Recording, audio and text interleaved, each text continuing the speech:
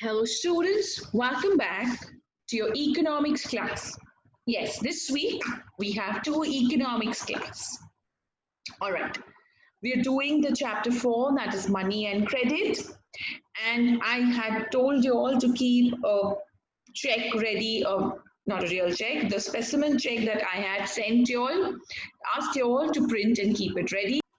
And also I had asked you all to keep some sculpturing material, some clay, some material ready for making coins.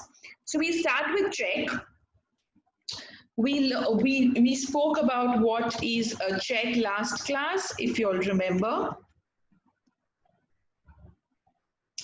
So basically check is a, a way to withdraw or pay money to people using your banks, using the deposit you have kept in the banks. Okay, so the banks will accept this check. Okay, so for payment through check, the payer who has an account with the bank makes a check of a specific amount, and the check is a paper that is instructing the bank to pay a specific amount from the person's account to the person in name whose check has been made. All right, so the recipient of the check can deposit the check in his own account in the bank, and the money is transferred from one bank account to another bank account in a couple of days. The transaction is complete without any payment of cash, and this is a safe mode of transferring money, avoiding the possibility of any threat. So there are some features of check that you all are now aware of. Number one, a check is always a written note. Number two, a check is always issued on some bank. Number three, a check indicates visible signatures of the drawer. Number four, the amount to be paid is clearly mentioned on the check. Number five, the payment of a check is meant for the person whose name is written on the check. And number six, the stipulated amount of a check is to be paid by the bank. Here is one picture of a check.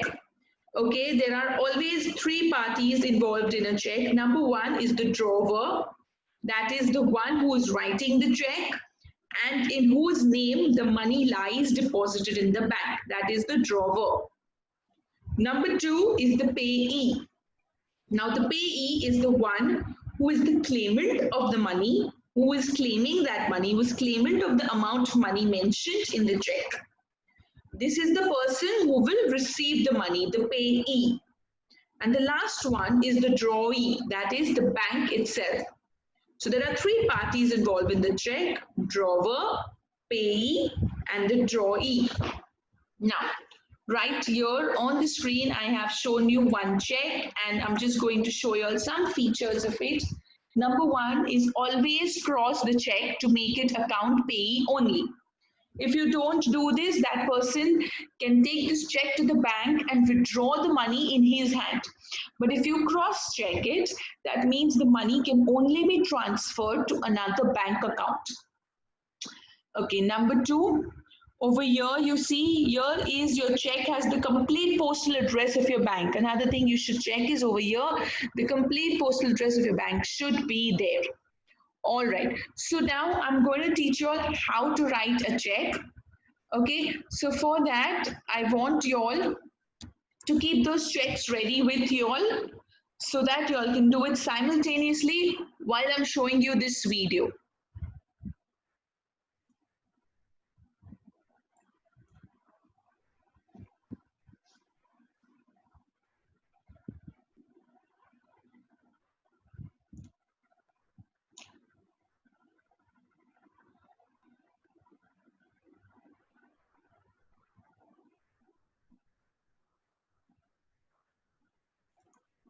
So you will cross the check, you will draw two parallel lines on the left hand side upper corner of your check, and you will write the words account payee, A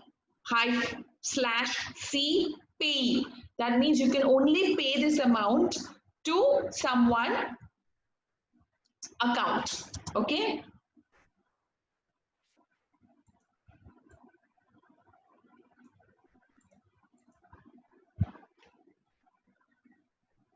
See where you have to do it.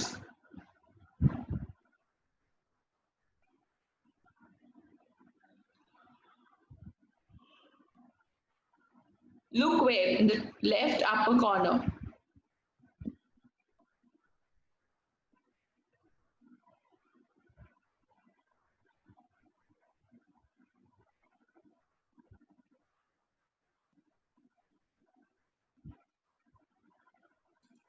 Bearer check is a check where you don't have account pay. It is not a crossed check.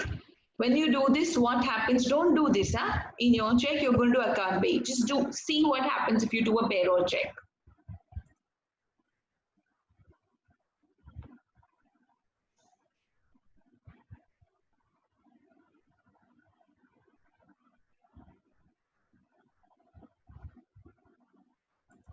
Write the correct name of the person on the check. Give it to anybody. Give it to me. Yeah, all of you write my name.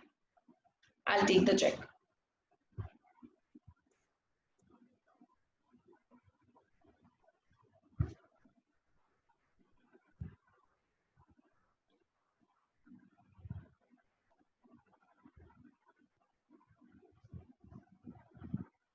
You should never cancel any writing in the check or never overwrite. Make a new check if you do a mistake because that check will be rejected by the bank. So you have to be very careful, very conscious, very focused while writing a check.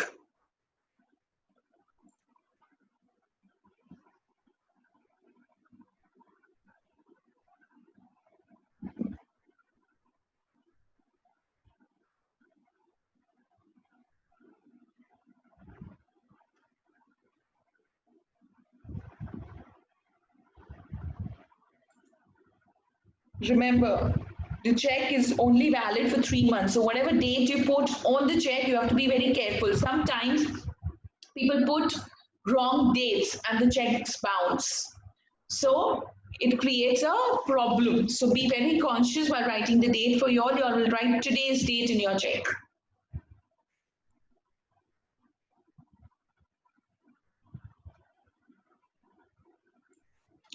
For amount, you all will write your roll number into 100. So if your roll number 1, make a check of 100 rupees. Your roll number 30, make a check of 3000 rupees. Multiply your roll number with the number 100 and whatever number you get, make a check of that many rupees and write that in the numerals and in the words.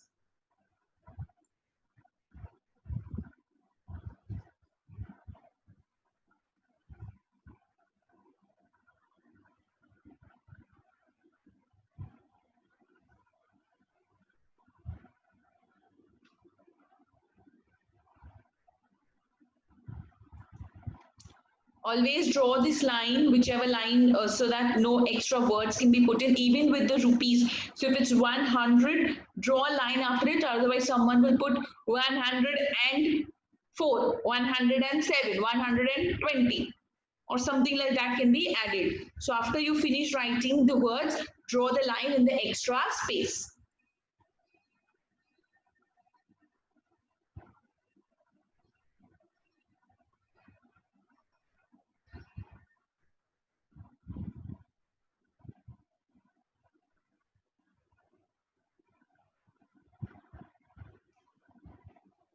This is very important. Maybe in the check I have sent you, this part is not there. You can see this MICR code in the real check if you request your parents to show you a check, and you can see that MICR code. This is a very, very important code and you cannot write on this code. You cannot fold this apart. You cannot mark anything. You cannot put pins on it. You cannot staple it. Whenever you're stapling a check, if at all, it will always be done from the top and not the bottom for this reason. Very important, pay attention to this point.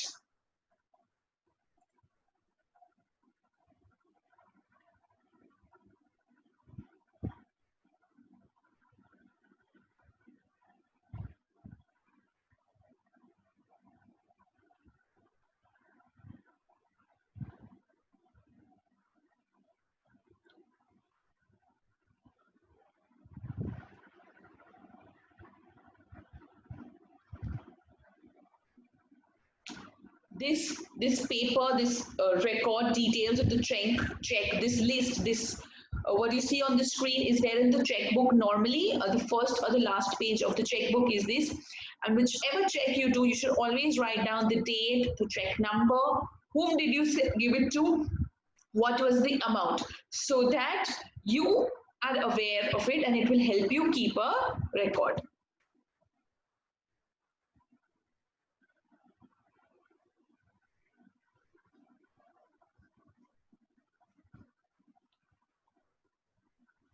So nowadays we have many other options other than check, but still check writing is a very important life skill to be learned.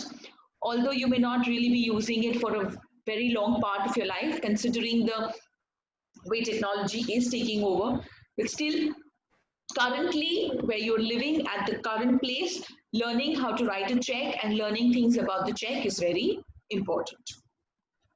Okay, so now if your check is being written and it's ready, I want you all to stick it in your notebooks very nicely, very neatly. Make sure you don't stick extra pages to it. Now we go to the next part of our class, which is learning the types of checks. It's a very short video, very important again. To be aware of this, this is an extra information that I'm sharing with you.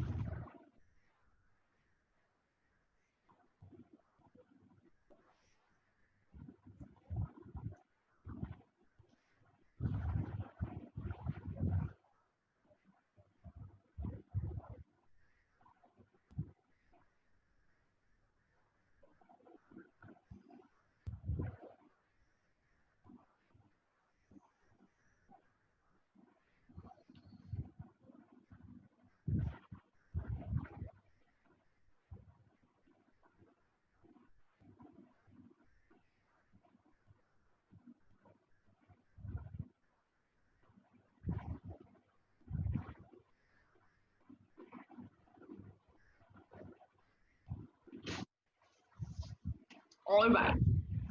So that ends the checks. Now we come to old forms of money. From modern forms of money, we are jumping right to old forms of money. These were some interesting pictures I found, and I felt maybe you can, do one of these for the ones who have not kept an ancient coin picture or something ready. Look at this. This has a square cut in the middle. These are punch coins. Look at this. This is, I think, Liberty, and this is a circle here, and it looks like a trishul or something like that. I don't know. Okay. And I have some more coins for you all in case none of these interest you. The ones who have not found a coin still.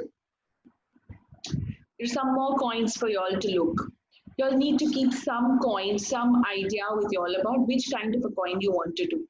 And now, here I have someone who has done a beautiful, very nicely. She's made an ancient coin, and she's using 4-5 techniques that I will talk to you all about during the video. You can pay attention to what she's doing. She first designs her coins here. Let's see it.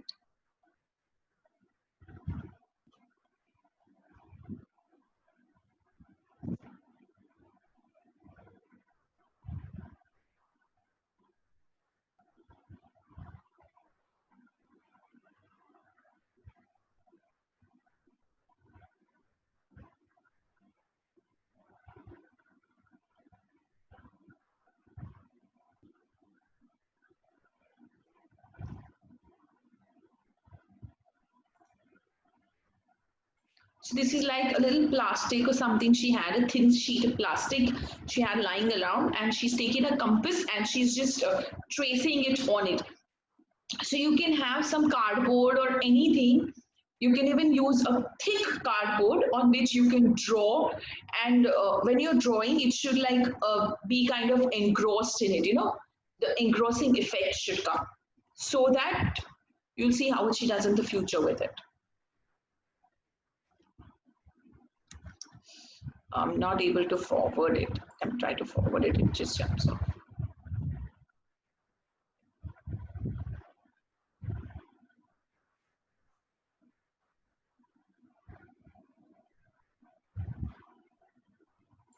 Takeout container. This is a leftover takeout container on which she's doing this.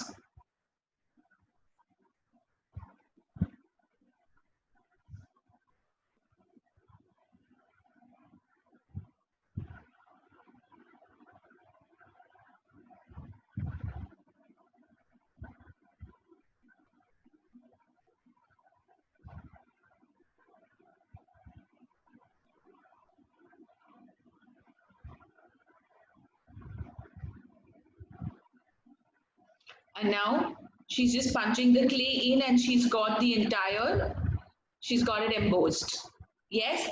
So this is one way that she's doing it. The other way is she's going to draw it on it.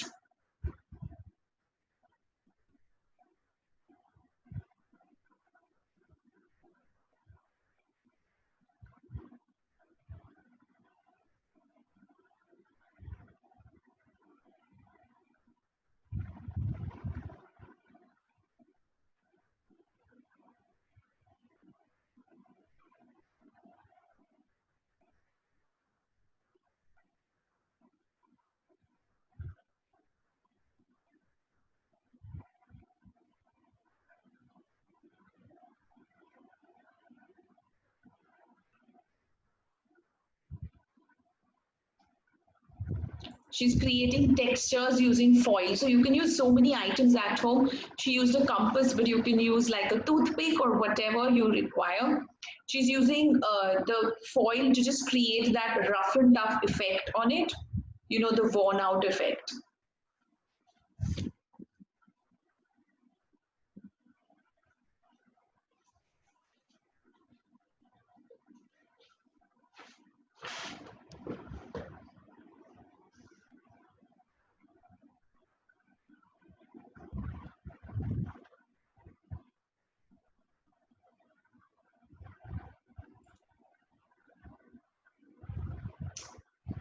And then after cutting it out,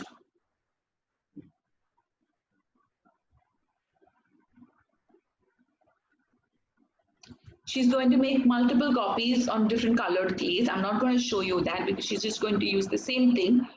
But you can just leave it to dry for a little while, and after it is dried, after it hardens, you can use if you've taken polymer clay, you can bake it. If you've not taken it, just leave it to air dry. It will harden itself.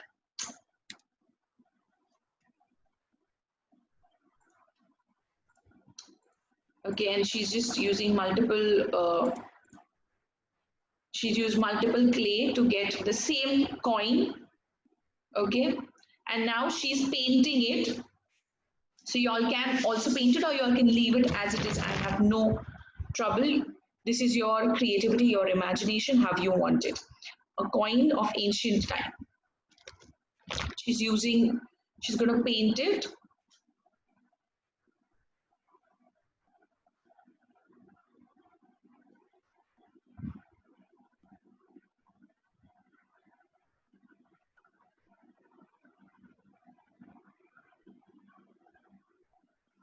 And she's drying it with the hair dryer.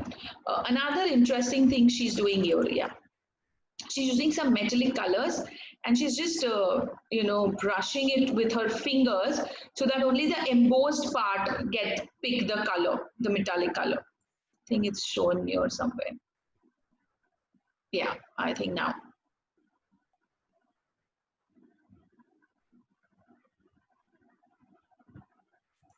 So you can do something like this and get your coins ready. Look at that. You're not doing more than one, huh? Like, I am only saying one. If you want to do more, you're doing it for yourself. Yes? So get these kind of coins. You can have any ancient coin. You can have the punch coin. So there's another hole in the middle. Whichever coin you all want, make an ancient coin and put that also in your notebook. I don't know how. You can create an envelope and put it in, or pocket or something, and put it in. Okay? So this is your homework for the weekend kind of a thing, or maybe you can do it today, tomorrow, day after, whenever. All right? Do this and enjoy yourselves. I won't say stay study this time, I'll say next time. Okay? Enjoy yourselves. Thank you.